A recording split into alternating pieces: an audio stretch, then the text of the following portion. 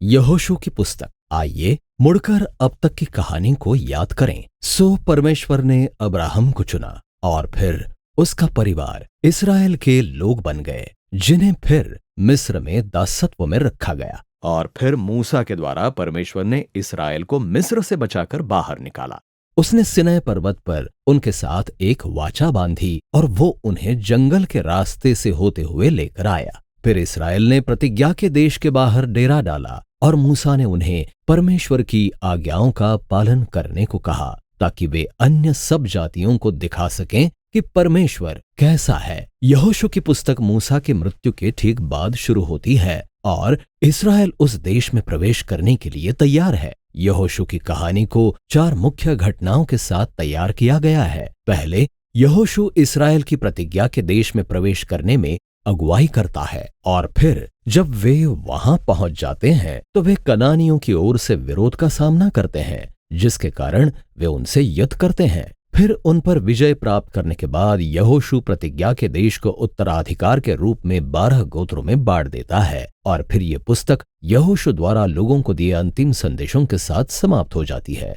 आइए हम गहराई में चलें और देखें कि ये सब कैसे होता है। पहला खंड मूसा की मृत्यु से शुरू होता है और यहोशू को इस्राएल के नए अगुवे के रूप में नियुक्त किया जाता है और लेखक जानबूझकर यहोशू को नए मूसा के रूप में प्रस्तुत करता है। मूसा की तरह यहोशू भी लोगों को तोरा अर्थात सिनै पर्वत पर दी गई वाचाई आज्ञाओं का पालन करने को कहता है। इसके बाद यहोशू उस देश में भेदियों को भेजता है, ठीक वैसे ही जैसे मूसा ने गिनती की पुस्तक के अध्याय 13 और 14 में किया था। अंतर केवल यही है कि इस बार सब कुछ बहुत अच्छा रहता है। वास्तव में कुछ कनानी लोग भी फिरकर इस्राएल के परमेश्वर का अनुसरण करने लगते हैं। तब यहोशू इस्राएल को यरदन नदी के पार उस देश में ले जाता है। जैसे निर्गमन में मूसा के लिए समुद्र 2 भाग हो गया था, वैसे ही यहाँ यरदन नदी 2 भाग हो जाती है और याजक वाचा के संदूक को नदी के पार ले जाते हैं और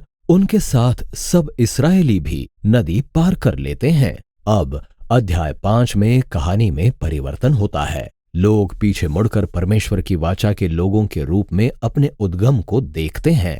नई पीढ़ी का खतना किया जाता है और वे उस देश में अपना पहला फसह का पर्व मनाते हैं, लेकिन फिर वे मुड़कर आगे बढ़ने की तैयारी करते हैं और यहोशू की एक रहस्यमय योद्धा के साथ विचित्र मुलाकात होती है, जो परमेश्वर की स्वर्गदूतों की सेना का सेनापति है। तब यहोशू पूछता है, तू हमारी ओर है या हमारे शत्रुओं की ओर? वो योद्धा जवाब देता है कि किसी की ओर नहीं, जो दिखाता है कि वास्तव में सवाल ये है कि क्या यहोशू परमेश्वर की ओर है। ये इस बात को स्पष्ट करता है कि ये पूरी कहानी इस्राएल बनाम कनानियों के विषय में नहीं है। इसके बजाय ये परमेश्वर का युद्ध है और इस्राएल परमेश्वर की योजना में मूक दर्शक या कभी-कभी समर्थक की भूमिका को निभाएगा, जो हमें अगले खंड की ओर ले जाता है। हम इस्राएल के इन सब संघर्षों की कहानियों को पाते हैं जो उनके विभिन्न कनानी समूहों के साथ रहे और पहला भाग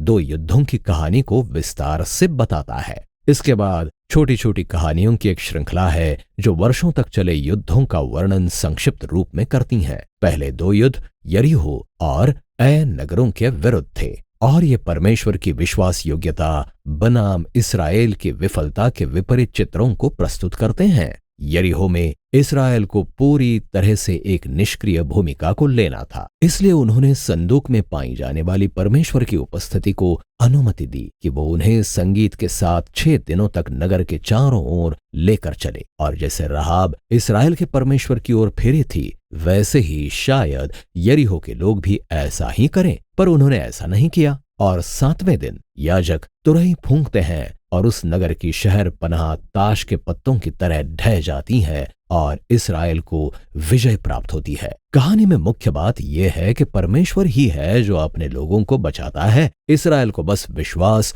और प्रतीक्षा करने की जरूरत है। अब ऐ नगर के विरुद्ध युद्ध की अगली कहानी एक विपरीत बिंदु को प्रकट करती है। यहाँ आकान नामक एक इस्राएली है और वो यरीहो से कुछ अर्पण की हुई वस्तुओं को चुरा लेता है जो केवल परमेश्वर की थी और फिर वो उसके विषय में झूठ बोलता है। परमेश्वर ने इस्राएल के लिए जो कुछ किया उसके बाद ये बहुत निराशाजनक बात थी। अब इसराइल आय नगर के साथ युद्ध करता है और वे बुरी तरह से पराजित हो जाते हैं। और जब दीनता के साथ पश्चाताप कर लिया जाता है और आकान के पाप का कड़ा दंड दिया जाता है, तभी इसराइल को विजय प्राप्त होती है। इन दोनों कहानियों को इसलिए एक साथ सामने रखा गया है कि एक महत्वपूर्ण बात को दर्शाया जाए। यदि इसराइल को उस प्रतिज्ञा के देश का अधिकारी होना है तो उन्हें आज्ञाकारी रहना और परमेश्वर की आज्ञाओं पर भरोसा करना होगा। उनके साथ कोई विशेष बर्ताव नहीं किया जाता है।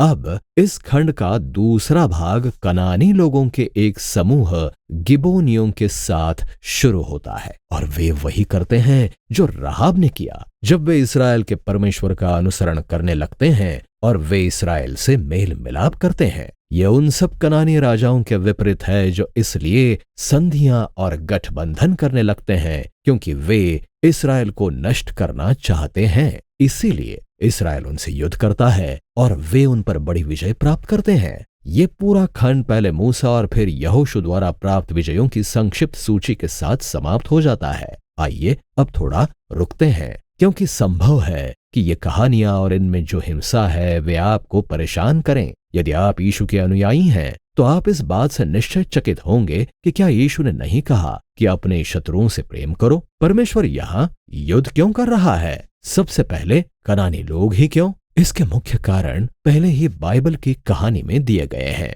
कनानियों की संस्कृति नैतिक रूप से बहुत भ्रष्ट हो गई थी, खासकर जब यौनाचार की बात आती है। लेवी व्यवस्था अध्याय 18 देखें और वे व्यापक रूप से बच्चों की बलि भी चढ़ाया करते थे।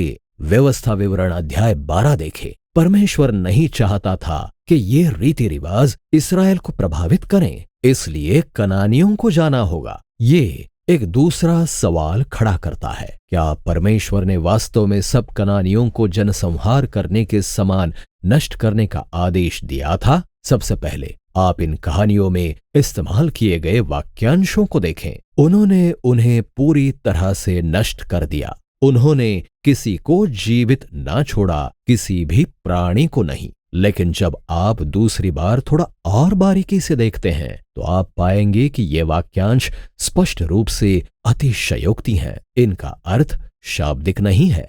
व्यवस्था विवरण के अध्याय 7 में कनानियों के विषय में दी गई मूल आज्ञा को फिर से देखें। इसराइल को पहले कनानियों को खदेड़ने के लिए कहा गया है, लेकिन फिर उन्हें पूरी तरह से नष्ट करने को कहा गया और फिर उसके बाद यह आज्ञा भी दी जाती है कि उनके साथ विवाह ना करना और ना ही किसी तरह का व्यापार करना। आप किसी ऐसे व्यक्ति से विवाह नहीं कर सकते जिसे आपने नष्ट कर दिया हो। मुझे लगता है कि आपको मेरी बात समझ आ गई है। ध्यान से देखें, यही विचार यहोशू की कहानियों पर भी लागू होता है। उदाहरण के लिए यहोशू के अध्याय 10 में हमें बताया गया है कि इसराइल ने हेब्रोन या दबीर नगरों में किसी को जीवित ना छोड़ा, लेकिन बाद में अध्याय 15 में हम इन नगरों को देखते हैं जहां अब भी कनानी लोग रहते हैं।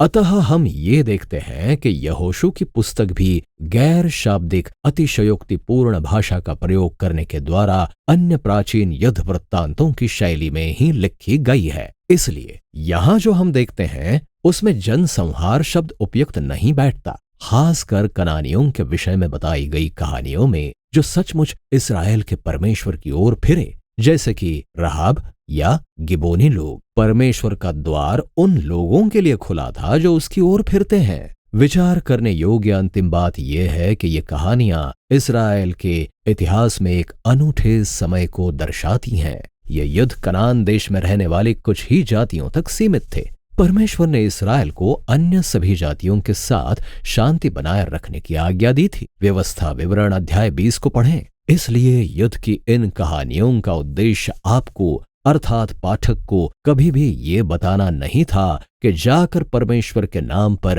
हिंसा करो, बल्कि वे दिखाती है कि परमेश्वर ने इतिहास के एक अनूठे समय में मानवीय बुराई को दंड दिया और कैसे उसने इसराइल को कनानियों के द्वारा नष्ट होने से बचाया। आइए अब पुस्तक की रचना को फिर से देखें। वर्षों तक युद्ध लड़ने के बाद हम बुजुर्ग यहोशू को देखते हैं और वो इसराइल के 12 गोत्रों में देश का बंटवारा करना शुरू करता है और इस खंड का अधिकांश भाग सीमा रेखाओं की सूचियों से भरा हुआ है और सच कहें तो ये थोड़ा उबाऊ है। ये ऐसे नक्शे को पढ़ने जैसा है जिसमें कोई चित्र नहीं है, लेकिन इसराइलियों के लिए ये सूचियां बहुत ही महत्वपूर्ण थीं। ये अब्राहम से की गई परमेश्वर की प्राचीन प्रतिज्ञाओं की पूर्णता थी कि उसके वंशज प्रतिज्ञा के देश के अधिकारी होंगे, और ये सब पूरे विवरण के साथ पूरा हो रहा था, जो हमें अंतिम खंड की ओर ले जाता है। यहोशू लोगों को 2 संदेश देता है। ये व्यवस्था विवरण में मूसा के अंतिम संदेशों के समान है। यहोशू उन्हें परमेश्वर की उदारता की याद दिलाता है कि कैसे वो उन्हें प्रतिज्ञा के देश में लेकर आया